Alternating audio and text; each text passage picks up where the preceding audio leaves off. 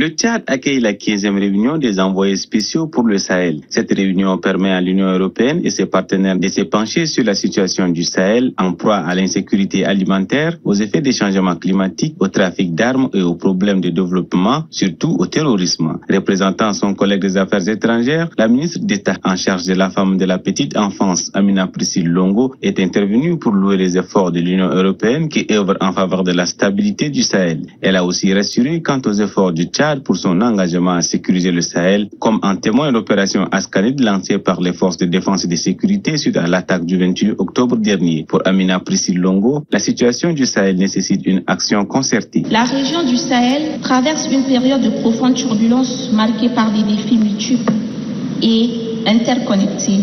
Les crises sécuritaires, humanitaires, politiques se conjuguent pour fragiliser nos sociétés et menacent la paix, la sécurité et le développement de nos nations.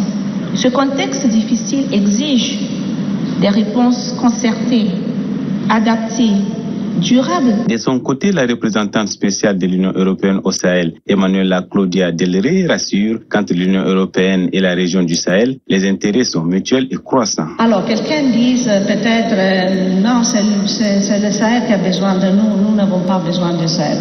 C'est pas comme ça. Nous avons besoin de vous.